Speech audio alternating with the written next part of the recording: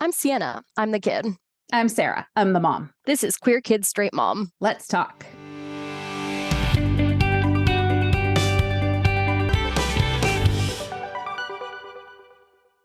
Hey everyone, welcome back to Queer Kid Straight Mom.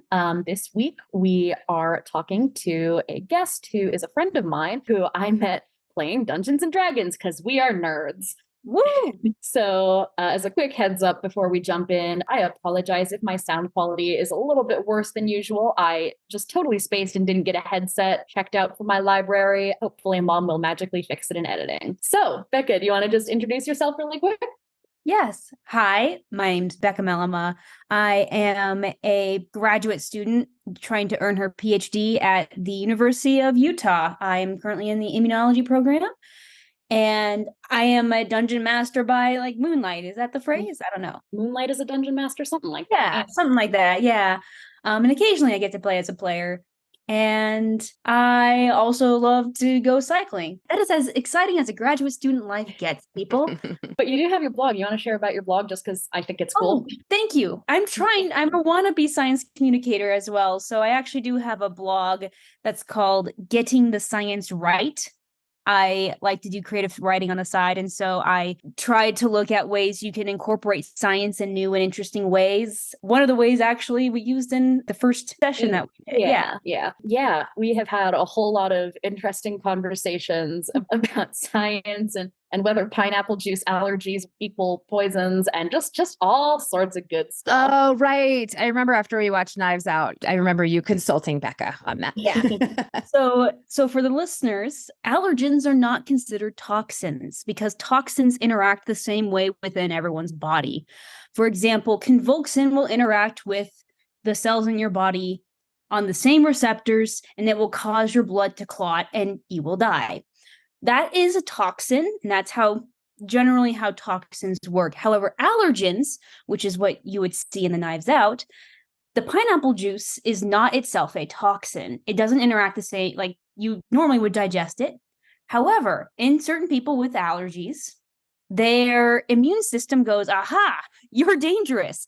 And it's actually the part of the immune system that interacts with parasites. So if your body's thinking it's a parasite, that's I'm hand waving over some of the stuff, but that's not a toxin. And therefore, that's why certain spells we were talking about, that's why certain spells in Dungeons and Dragons wouldn't work to clear an allergen.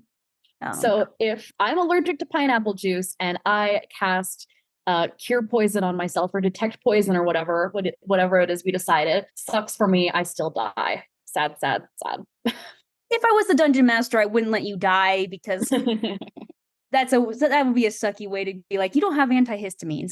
But in theory, cure poison would not work. Yeah, so that's a little peek into the conversations that we were having throughout that campaign. But we also talked a lot about story creation and world building and your kind of approach to romance and how you see romance and sex coming up in stories, which as we were talking about this, you mentioned being asexual and aromantic. And yes. I had been thinking a lot about that just in the context of, consuming media like books and movies and all that stuff. And I thought you would be an awesome person to have come on and talk about your experience and your thoughts because you have really good thoughts. I was so impressed talking to you. Over an hour conversation after one of the game nights. Literally, yeah. Sienna, I love that as a lead into that too with stories and creativity because it does seem to be in the world of fiction, like romantic and sexual relationships are like the be all end all of every story, right? It's like every character's goal or their completion or their reaching the finish line or whatever it is. Yeah, I'm actually also interested in your thoughts on that. I was just going to say one time where this came up, because a lot of times it's so intimately tied in with the plot as well. Because one of the ones where this came up for me was when we were watching Buffy the Vampire Slayer.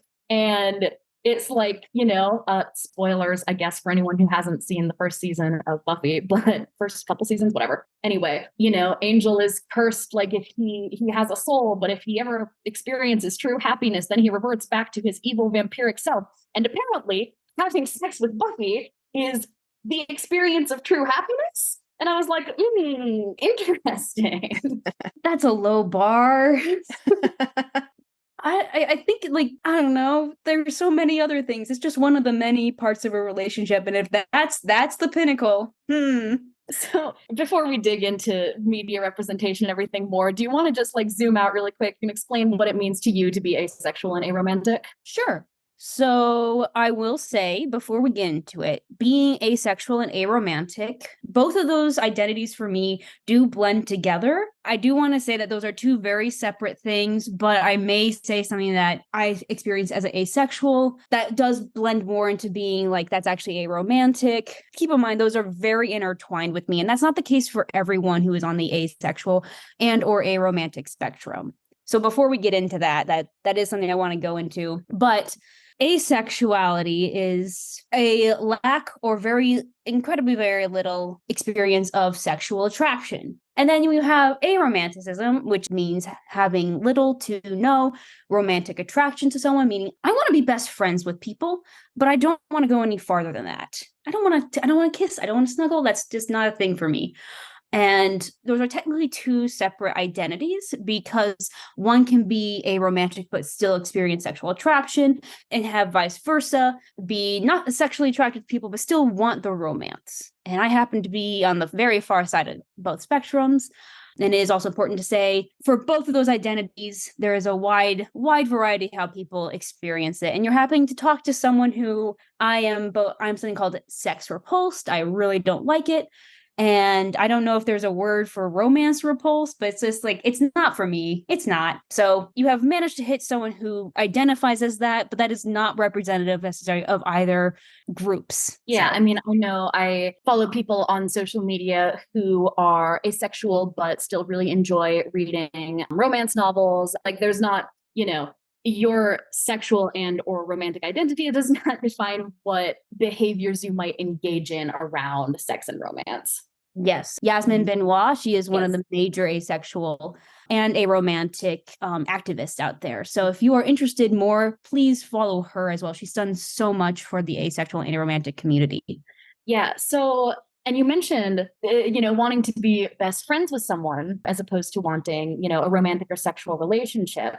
And that really kind of got me thinking about how society, like Mom said earlier, in most media, romance and to some extent, depending on the media, sex are really seen as a core part of a character's growth and sort of their character arc and all of that stuff. It's much less common to see platonic relationships treated that way or given that same kind of weight. So do you think you could just expand on that a little bit?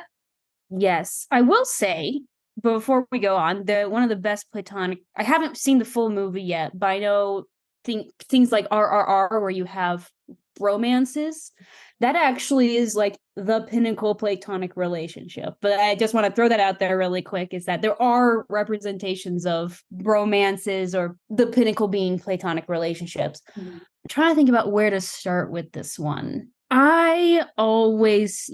It's always the idea of getting the kiss and getting the relationship. And we can maybe after this we can talk about how the initiation tends to be like the end goal for whatever reason and not the progression. But the message that tends to be going across though is that you have initiated a romantic and sexual relationship with someone. You see that in a lot of Disney movies. You finally, you get the marriage at the end. In a lot of media, it comes across as, get the girl, because a lot of media is straight white main characters, male characters. And growing up, reading all of those books and even seeing all the movies where that was the end point, I understood growing up that was my end point. And I feel like this is a common experience for those on the Aro and Ace spectrum, where when you realize you don't want that end goal, and you realize that not only do I want it, I want to avoid it. Again, I am someone who is repulsed by that. Not necessarily, not repulsed by relationships, but the idea that I'm going to be romantically involved with someone and sexually involved with someone. I realized in college, oh my God, I can't do that. Now, I didn't have a word for what I was then, but the idea that I had been fed all of these stories in media, and not only in media, but, family, friends, when you get married, that phrase, when you get married, when you have kids, when you have sex with someone, you always have that talk with the birds and the bees. It's not if, it's always when. And when I realized that that was something that I did not have, I thought that I had a hole in myself. The word that comes across in the asexual community is broken. I don't want to use that word though, because it really just felt like I was just missing something. And I panicked. I really did panic, because what happens when I know what happens in the stories that I'm supposed to get married. What do I do? What's the happy ending if it's not that? And how long ago was this? So that was when, oh gosh, I think I realized that in 2013, I was like starting college, but I didn't have a word for what I was until about 2016, 17. Okay. So, That's what I was asking. If it was a point where like that was even something that people talked about.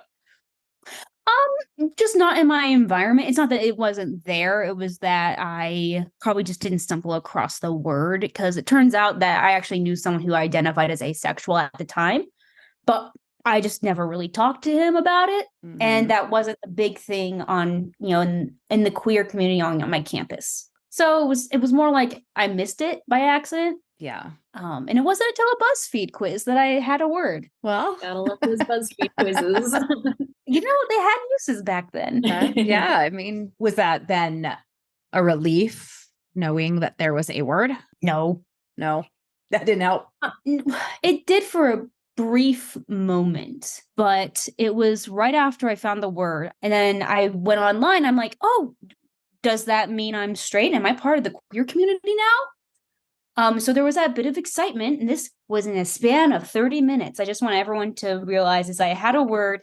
30 minutes later, I go onto the internet and go like, where am I? And I found forums, because I had no one else to talk to, and that was how I was finding my information. And it was a definitive no, asexuals are not part of the queer community. I don't even know if they were some kind of, I don't remember what people were like, oh, you're some kind of straight or something.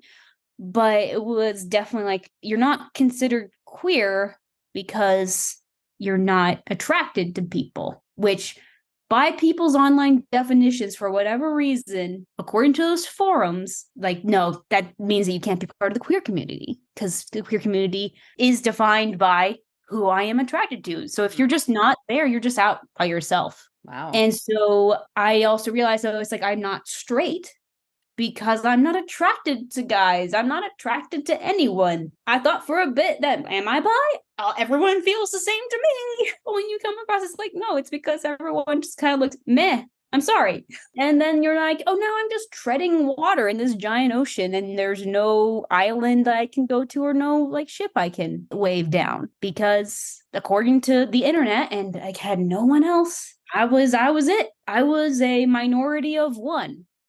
And I had forums, but no, that's not the same as talking to someone. No, that sounds like a very lonely place.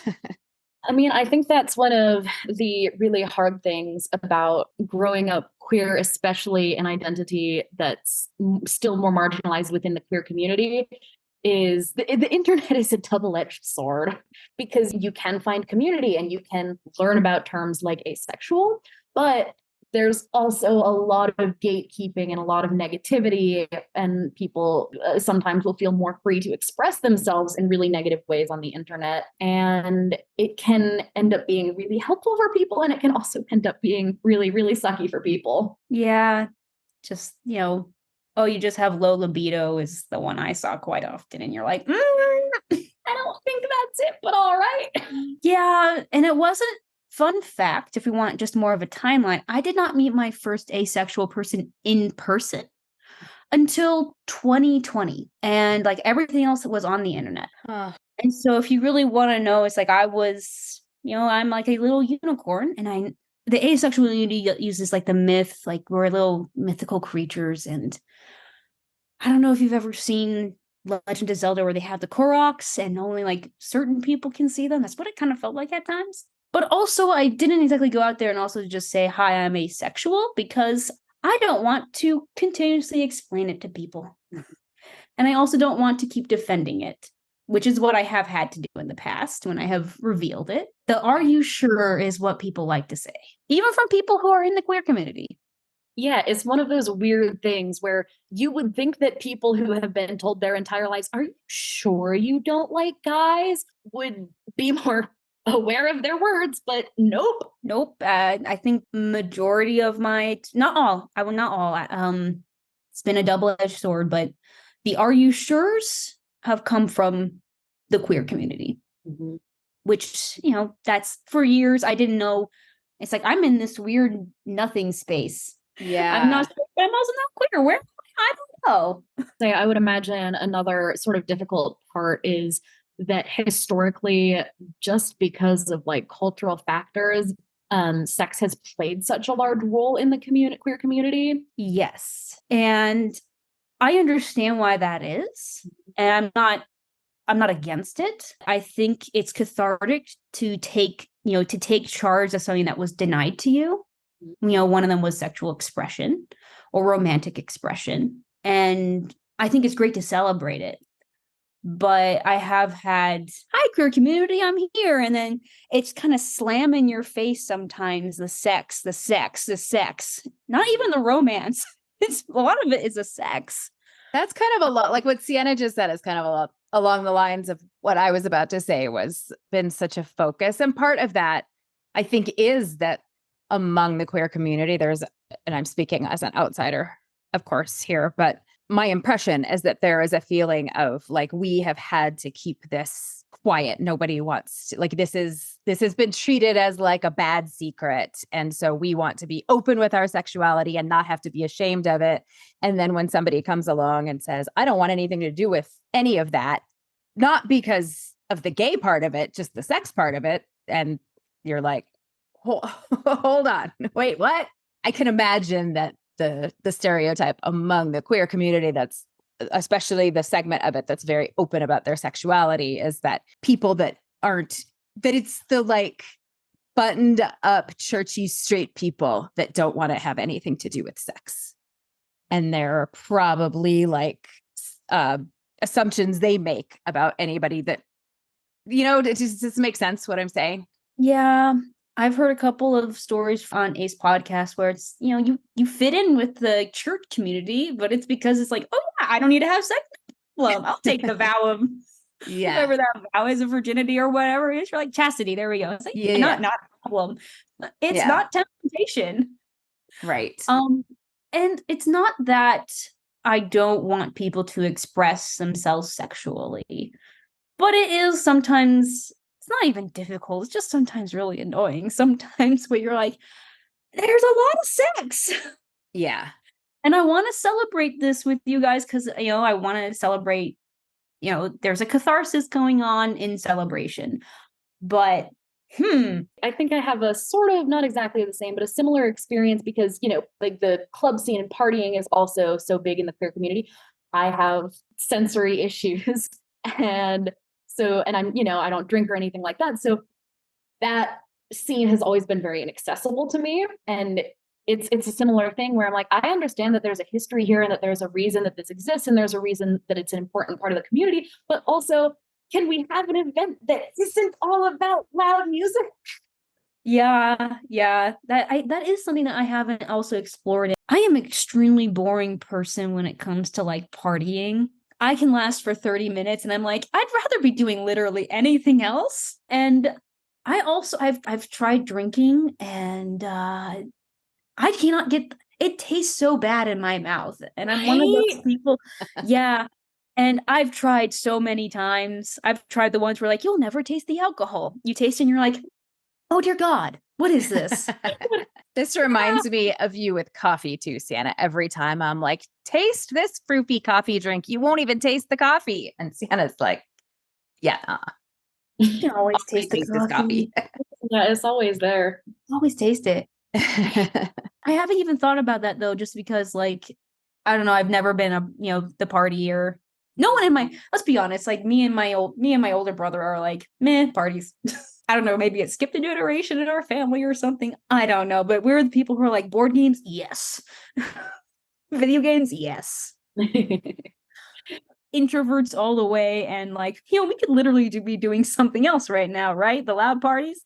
That does sort of lead me to another part of what we talked about, which obviously, as demonstrated, there are certain experiences between other identities like disability that can overlap with the asexual experience.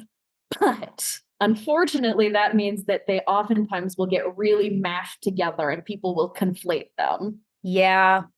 And there's a lot of overlap between, I think a lot of it came down to the representation of the, groups in actually going back to stories. Mm-hmm.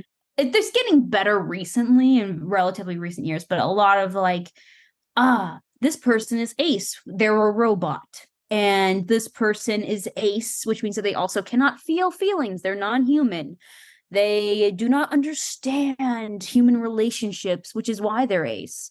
And a lot of that also gets construed with neurodivergence.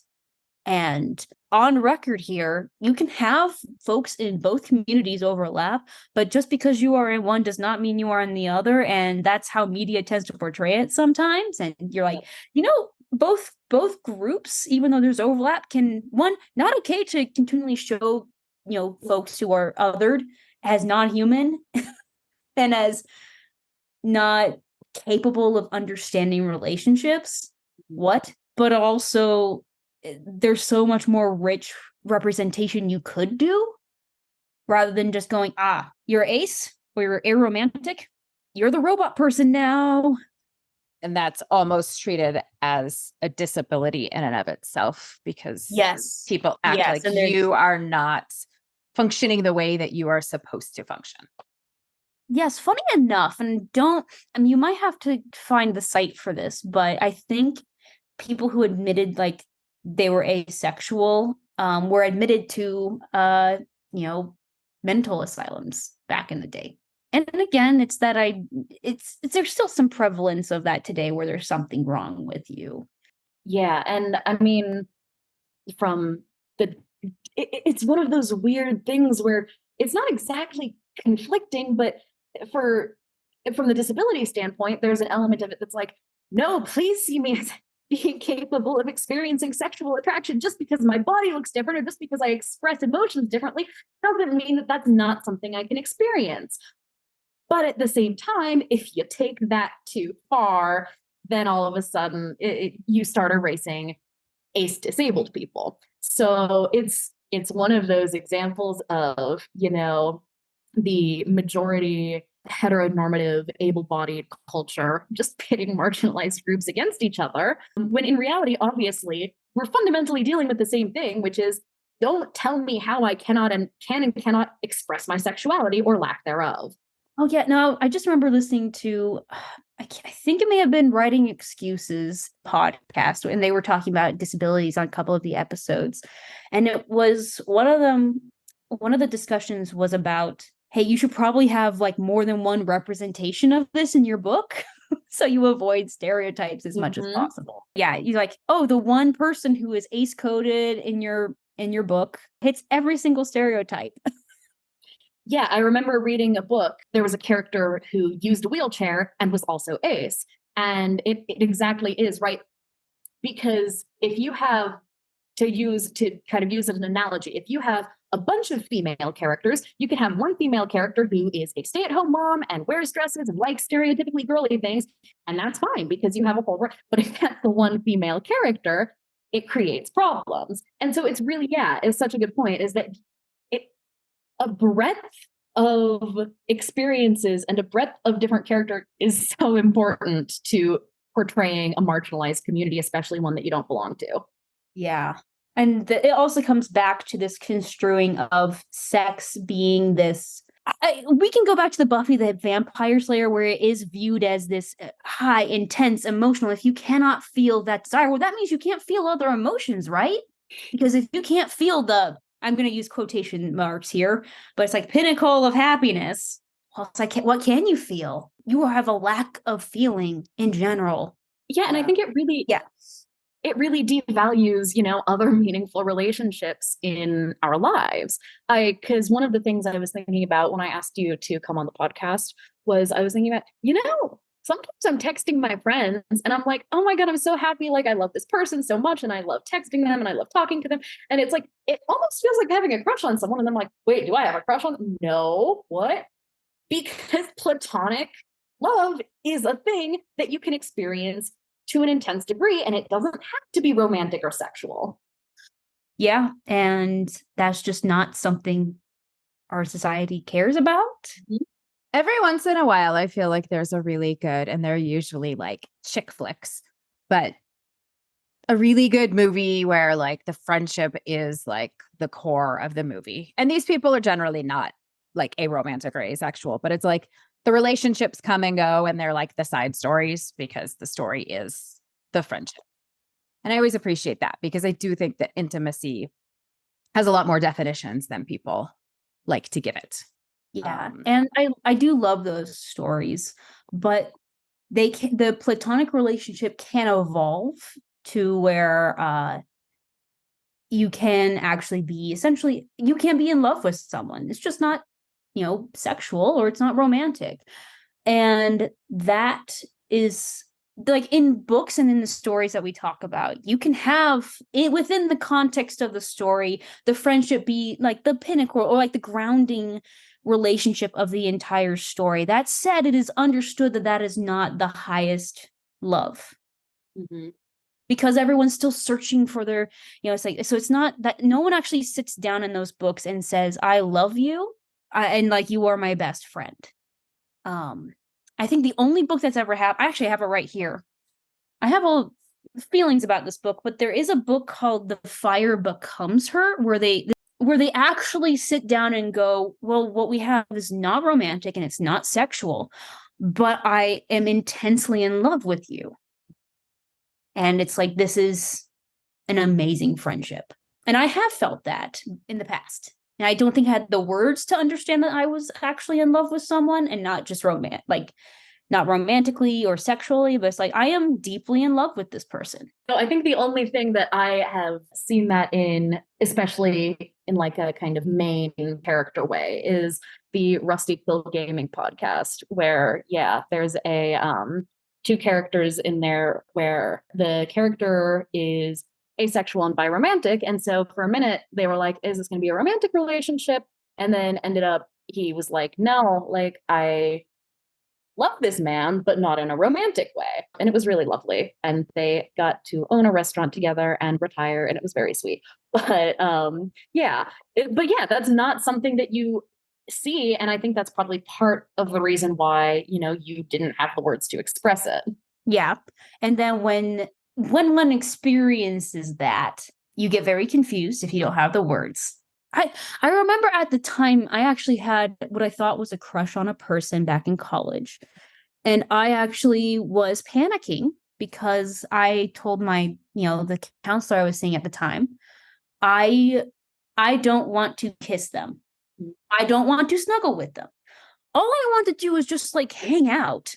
And that's what I fantasize about, is hanging out and playing games and going on walks with this individual. The response I got was, oh, that's cute. Because again, platonic relationships are not put on the same level as sexual and romantic. The amount of patronizing that happens is amazing. And it's this thing where it's like, if I can't grow past the best friends phase, I have not grown up. Yeah. Especially as someone who's thought about what love is and what does that actually mean to me. I'm like, no, I'm very much an adult. And just because I'm not interested in this and I can express that now does not mean that I get to be treated like a child. I think we're about to say the exact same thing. More thought into it than most people, and to assume that's less mature than somebody that's just following the same biological urges that you expect everybody to have, that somehow that's more mature because you did what everybody around you was doing rather than actually thinking through. Like, to me, that's such a more nuanced, mature view of the world, to actually like search what it is you want from your relationships with people and to be honest about that. I will. A lot of it does come down to cultural practices, though. And I don't think we think of it in this way. where in a lot of cultural practices, there are rituals you do to become an adult. Sometimes that is, I can't remember from my anthropology classes. I'm so sorry, listeners. But, sometimes that's like, I have taken care of the farmland by myself. Therefore, I am allowed into adulthood. It is unsaid in our culture, but in our Western culture, the rituals to get to be considered mature are drinking. We have that age, it's like now you can drive a car, having sex for the first time. And we they're actually things that we codify into law, right? Like you can drive a car at this age, you can have sex at this age, you can drink at this age. Yes. And those are, we don't say them out loud necessarily all the time, but those are the cultural rituals a lot of us complete. And there are others I'm just not thinking of right now. But in terms of this, it's that I have not completed cultural rituals that we would see as crossing over from child into adult. We don't verbally say it that way because a lot of times people don't really think about the rituals that you're doing, or you don't even think about it as a ritual. Yeah. I mean, I know when I was in high school, and this was only my sophomore year, like that's not that late, but I hadn't dated anybody. And I ended up dating someone I probably shouldn't have dated, partially because I was like, everyone else has dated people. I feel like I'm missing the train here. Like I am going to take this person who I have some shared interests with, and no, she's into me. We're going to go on a date. Yeah. I mean, I have, now that you said, I have technically been on one date and it was not good. It was a little forced and I still don't even consider it a date because I didn't say yes to it, but yeah. So dating, that kind of takes me to my next question. I'm curious about when you do meet somebody that's really compelling to you and you have shared interests and you're spending time together and talking, you get the sense that somebody's interested in you and you have to explain this. If so, like, how has that been received?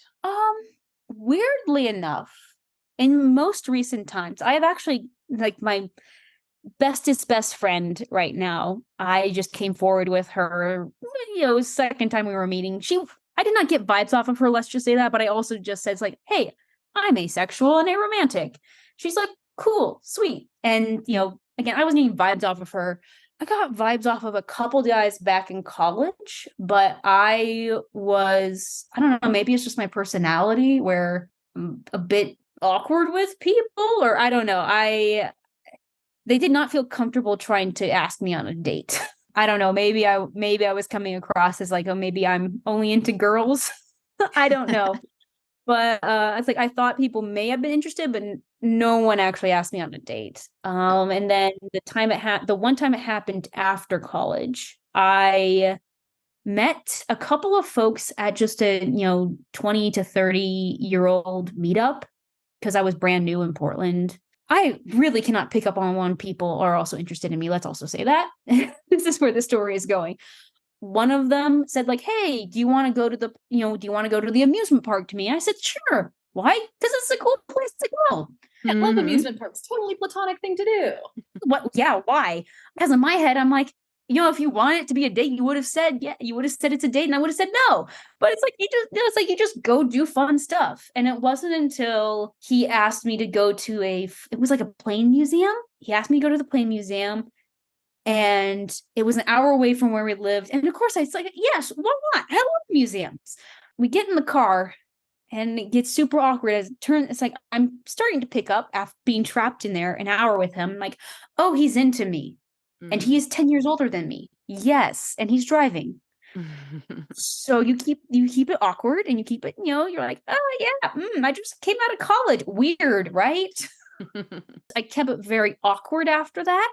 I think we had one more thing we went to together. And what he had asked me to go to was, hey, do you want to go volunteer with me at a homeless shelter? And I'm like, well, I'm going to look like an ass if I say no to that. Like that was a little bit of a trap. But he thought, so I think I started to realize, I'm like, oh, he's seeing this as a date. And so we get there and I join a different group. I'm sorry, whoever, I didn't mean to ghost you, but I was panicking. And it was not long after that where he asked me in Facebook messages if we could officially date. And I panicked. And then I had someone else help me write up a rejection because it was like kind of scary. I personally did not really pick up on it until right before that. And that was horrifying. because I did not go into it trying to read romance. And then he immediately asked me afterwards, like, do you want to go on a cross-country trip across the US with me? And I went, oh, hell no, no longer talking to you. So that was fun. That progressed rapidly. It did, even after I said no. But I think that's been like the only big times. It wasn't too long after that incident that I found out that I was like aro ace. I didn't know I was aro at the time, but I knew I was asexual after that. And that's where I was very upfront with people, where I just go like, you want to hang out? It's not a date. I shut that down so quickly. I want to hang out with you. We're not dating. So your practice maybe now is, or practice might be too intentional a word, but if you think that somebody is like somebody you want to have in your life, you just try to be pretty upfront in the very beginning so they know that that's not a direction that things are going to go in. And then you can express your interest in spending time with them without confusion on their part. Yeah. And I'm lucky in that most of the people I've had, recent, like 5 years at this point, they're already in romantic relationships. And I'm like, cool. I'm not stepping on anything. I'm just the cool, weird friend. Yeah. And honestly, that's my happiest, where someone I love dearly, they're also in a committed relationship and they make each other happy. And that honestly, that's like, I love seeing them together. Mm-hmm. Like, I have no jealousy. I'm like, I just feel warm, fuzzy feelings. Yeah. And I love it. Everybody Like, has their needs met and it works. Yeah. It's like, are you third wheeling? I'm like, is third wheeling just having a fun time with friends? Hell yeah. That used to be like a button or a t-shirt or something. Proud third wheel. Yeah, if I don't have to fulfill the romantic bit and I don't have to fulfill the sexual, yes, I will be the best friend. Yeah, I think it's another way where a lot of people are really hurting themselves here, because we expect our romantic and sexual partners to fulfill like all of our relationship needs a lot of the time. And people will even say, oh, my partner should be my best friend. And there's not necessarily anything wrong with that, but like, they can't be the only meaningful relationship in your life. And they shouldn't be like your only best friend, And yeah, I feel like people are really hurting themselves by having such a narrow view of like what meaningful relationships are. Yeah. I mean, it's like what love is. I'm just going to say it. It's more than one thing. And I think Aristotle had how many of them? Oh, a whole lot. Yeah. A lot. I read his stuff back in college. I just can't remember it. So there was another thing that you said back when we were talking about our original conversation. We were talking about representation in the media that's really stuck with me, because we were talking about queer representation in particular in things like Disney movies. We were talking about the example of Frozen. I was saying, well, I would just love to see, Elsa be gay and like have a girlfriend, because that would be, so meaningful. And you said, well, it's a little bit different when you're ace, because you know that if a character is confirmed to be queer, it's probably not going to be ace. And so for me, it's actually better if they have no relationship at all, because then I can kind of keep that hypothetical representation for myself. Yes, if I remember correctly, I think my words were my headcanons get shattered a lot. And so if no one touches that headcanon of mine, I'm happy. Don't get me wrong. I love it when, it's like someone is confirmed to be either, straight, lesbian, you name it. But how many characters can you think of that are confirmed in like major media? I know BoJack Horseman. Yes, sweetly. I know that one. But it's like, how many can you really think of that are confirmed ace and aro? Sorry, you might need to define headcanon for the boomers present. Thank you. So headcanon is just, there's a lot of context clues that you're picking up. And you personally will interpret the context clues as meaning that this character is part of this community. And so example, Elsa, actually, let's bring up Elsa. Elsa does not have any romantic interests in any of her movies. And many people take that to be like, she's not showing interest in men. Therefore, I think that she's probably a lesbian. Which that is a totally valid, people can see Let It Go as a, coming out of the closet song. For me, I look at that and go, she's not showing any interest in anyone. To me, that is seeing an ace character just live their life, and Arrow, I should say, and Arrow character just living their life. Because, she's not singing a song about a guy.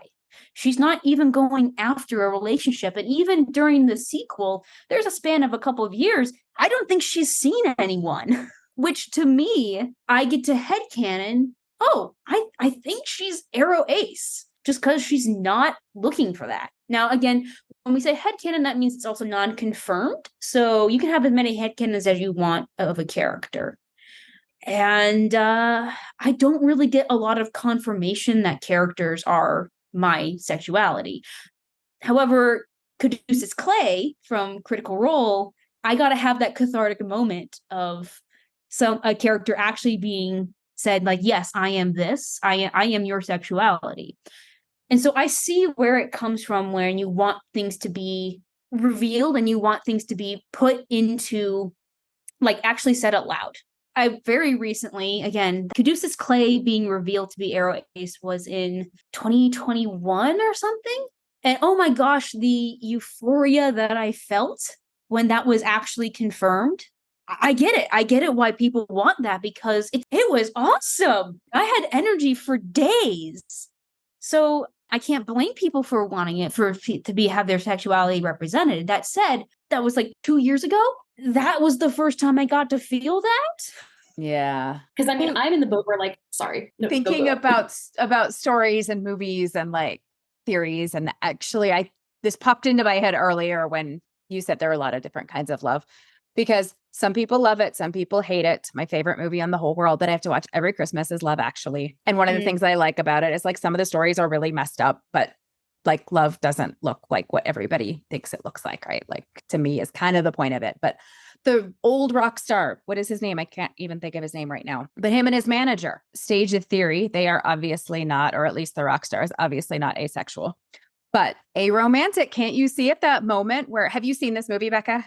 It's been years, but yes, yeah. Okay. Where he says, it turns out you're the love of my bleeping life, to his manager. It threw me the first time I saw the movie, which was probably like 20 years ago. But looking at it now through that lens, I'm like, okay, so this is like something that people have such a hard time wrapping their head around, but maybe these two guys like aren't asexual. Maybe they go off and have their like flings and their affairs and their whatever. But like, at the end of the day, like, it's not romantic, but that's who they want to be with. I just like that example of like him saying you're the love of my life and it meaning something completely different than what that usually means in a movie. But again, what we're dealing with in that situation even is headcanon, because no one actually sits down in the movie and said, this is it. No, I'm just imagining. That's my story. That's my story now. That's your headcanon. That's a headcanon. And I can't tell you how many times I get to try to read a piece of media. I say, I see this character, but usually it's the one female character of a group. Guess what? She has to get with another person. Yeah. And that's what I mean by, it's like, I get my reality shattered a lot. My headcanon is shattered. Yeah. Like, if you have a headcanon, you're like, I want these characters to be, gay. I get it. I felt it very recently. And I'm like, hell yeah. If your headcanon comes true, do it. Sometimes I don't want it to, like, it's in the case of Elsa in that case, it's like, I don't want you to say yes or no, just so I get to keep it and I get to protect it. Because it is shattering a little bit when that headcanon gets, it's like, no, it's not true. You're like, oh, you're holding the pieces of your like fan theories, I guess. And you're like, well, this was special to me because it represented me. Right. You like to think that there actually is something, a story representing you out there. You said earlier about the queer community, not that, when you had a word for it and you said, does this mean I'm queer? No. Mm-hmm. Is that still how the queer community sees it? Because I feel like I see asexuality and aromanticism like pulled in. Is that new? Is that a hollow effort? Like, how do you feel in reality about whether you are considered part of the queer community? So I will actually go to Yasmin Benoit's, her essays and whatnot. And I agree that we are in the queer community. And I don't know sometimes if we're accepted into the queer community. I'm not the greatest at keeping track of where things are and what the queer community, like, unfortunately, at like the place that we go to, the Legendarium, I love it to bits. I love it. I personally have not seen a celebration of asexuality except for a pin. And like they had this book here, it's again The Fire Becomes Her, but it's not it was not shouted out that it was like this is a asexual character. It was someone had to hand it to me. Whereas I see on all of the other shelves, it's like this is a trans character. This is a, like a gay couple, or you have a, pansexual character. And so even in that queer space, at least again, I haven't seen all the time, and I'm not always there. So please, if someone's at the Legendarium, please correct me. But I don't see it celebrated the same way. And again, maybe I'll see a little shiver. It's like, it's a little spring. It's a little thing. And when people do celebrate us, they use the tagline, Aces, we believe you exist. That is the tagline that comes out every single Ace week and Arrow week. Like, oh yeah, we're going to celebrate you by saying, yes, you exist. And you're like, why is that our fucking tagline? And I don't know. It's like there's an acknowledgement that we aren't necessarily acknowledged, weirdly enough, but also we are acknowledging that lack of acknowledgement. That's not a celebration, guys. I was just going to say, like, returning again to the representation thing for a moment, like, it's one of those interesting dynamics where, like, there are varying degrees of privilege, but there are also varying kinds of privilege. And so there's the me and my girlfriend being like, is it safe to walk down the street? Is someone going to shout slurs at us or attack us? But there's also the privilege of knowing that if a character is confirmed to be queer, it will be a kind of queer that you can relate to. And I think people in the queer community aren't always necessarily the best at recognizing those different kinds and degrees of privilege. Yeah. I mean, yeah, it's nice to be celebrated, but can I just be celebrated and not the chant of, we see you? And I'm like, yay, you found me. What are you expecting? For your bingo card. And then a lot of the big representations, again, in media, if you want to, yes, we have an ace character. Let's celebrate this ace character. Their coming out scene is always, again, Caduceus Clay being the one that I've seen that doesn't do this, but BoJack Horseman did this, and now the Gwen Stacy one did this, and I think a couple of other ones, maybe not as mainstream media, but it's the one where, it's like they're trying to have a relationship, and the person, they're just like, it's not working for me. The other person then goes, do you think you might be asexual? Person in question goes, what is that? And then we have a Google explanation of what asexuality is. And that's how we're celebrating people coming out as ace in media sometimes. And I wanted to celebrate the new Gwenpool that came out as Arrow Ace. And I tried to read some of that, and I'm just like, this is what I've seen for every single like major character, where they have to have asexuality explained to them. And you're like, you can discover it, right? Like there's the internet. And even in the Thirsty Sword Lesbian, wonderful game, and they have a section on asexuality in the very back, and they have a couple of lines. And then they go, and now please check out AVN, the asexuality database online. And I don't know how I felt about that, because you looked through and you're like, pansexual had a nice section on it, and gay had a nice section, and like they actually define terms. And I don't know how I feel like I just got cited. Yeah. And they do say in Thirsty Sword Lesbians, like the mechanics are, oh yeah, you're going to get into a relationship. And they have a footnote section. I was like, well, you don't have to play it this way if you want to play Arrow Ace characters. But I got to tell you, that whole thing, a lot of the characters are definitely coded to be both romantic and or sexual. Yeah. So it feels sort of like a little bit half-assed, like, oh, we know that we should really be better about respecting asexual people. Have a footnote. that's what it feels like. And again, I know that they have that footnote that tells you, oh, these don't have to be seen as or like romantic or explore different relationships. It's like, why don't you have that in each character section? Yeah, like central to the game itself. Yeah, and like don't have, a flirting mechanic. Nowhere on my pamphlet did it say this is how you can play this person non-romantically. This is how you can play this person non-sexually. Nowhere. And I know if you're like, well, if you really read into it, I'm like, I shouldn't have to read into it. Right. You shouldn't be building an entire set of game rules that are fundamentally exclusionary to a group of people. Yeah, and I know if you I know in that book they say it, and yes, it's flexible enough, but also why don't you just have it built in? Yeah. Because it also requires for the game master to understand that. And there's nothing, at least in a lot of that gameplay, aside from that footnote, does not tell the game master there are other ways to play out the relationships, right? There's an entire RPG that at least the queer community at the Legendarium loves. And I'm like, I want to celebrate it. I see what it's celebrating, but also, Yeah, it's one of those things, right? That's the queer game. And if you want a game that's based around queerness, that's like sort of your option. And it's so hard for an asexual, aromantic person to navigate or enjoy. At least me. I shouldn't. We shouldn't speak for Yeah, everyone. absolutely. I cannot get behind that. At least right now, with how I need to have someone I trust at the game master. I'm going to give you options to where you just can do platonic, and there's no flirting involved. But yeah, that's the game people want to celebrate right now. At least in our little bubble. I can't speak for the whole queer community, but that's the one people really want to celebrate. I'm just like, that's why I kind of want just Dungeons and Dragons. At least I know I can just have swords and shields, and I just fight things. Yeah. There's no romance mechanic in Dungeons and Dragons or Pathfinder. I'm good with that. You can also run an entire campaign with no romance, no sex whatsoever and be perfectly happy. Yeah, and again, it's mainly the mechanics tell you what is important in the book. And what is put at the forefront tells you what is put at the forefront morally sometimes or culturally or whatever it is for who this is made for. Yep. If you like that, listeners, if you like that game, I understand. It's fun game. Like, I did not know how I was going to play the game though, because all of the mechanics I was given were, as I understood them, flirting based. So I'm like, I have no idea how I play this game now.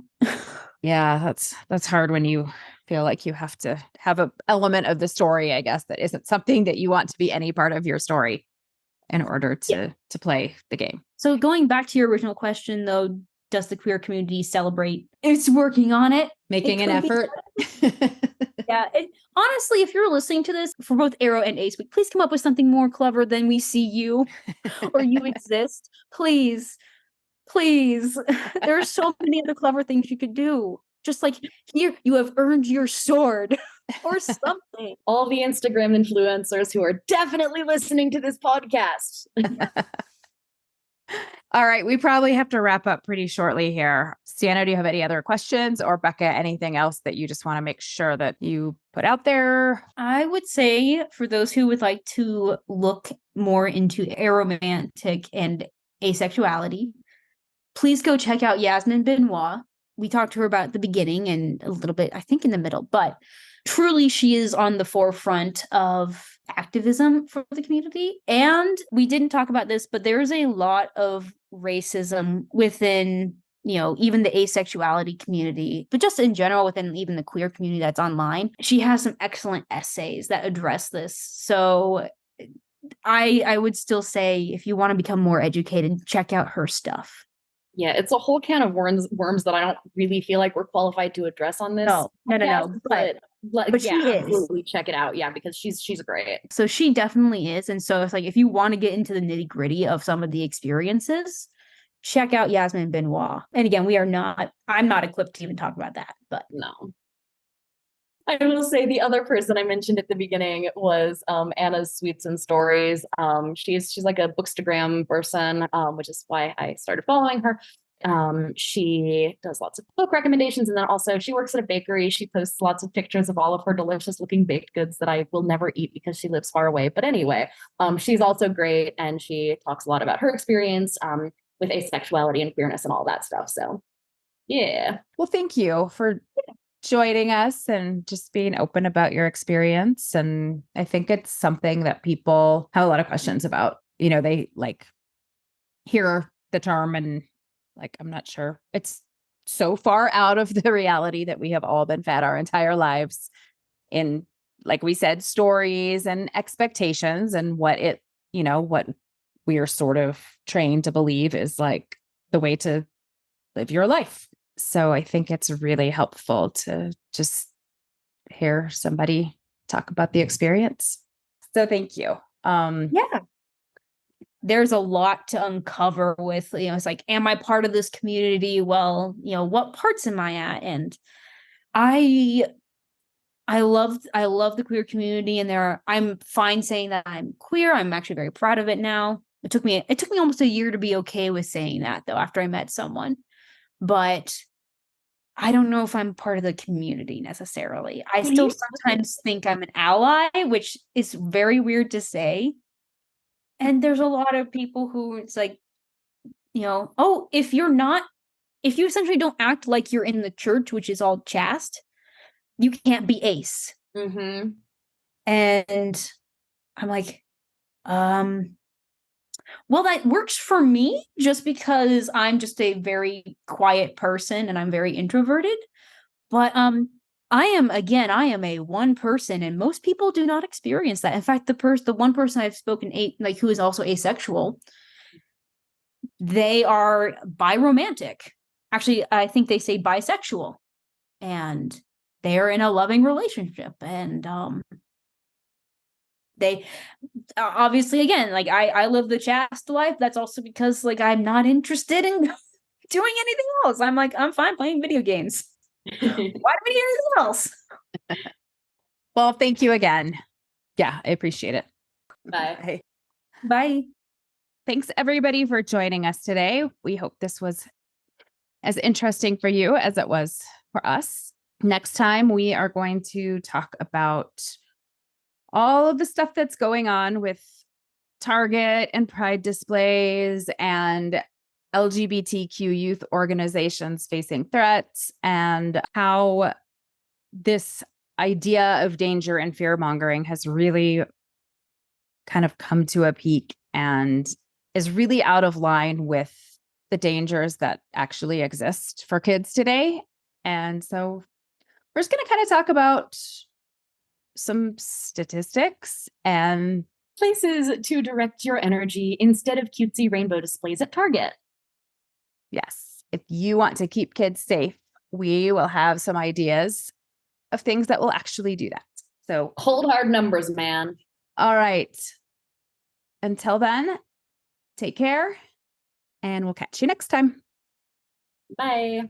If you found this podcast helpful, interesting, or just mildly amusing, please consider rating and reviewing us on your podcasting platform of choice. It really helps us to get the word out there and spread this information as far as we can.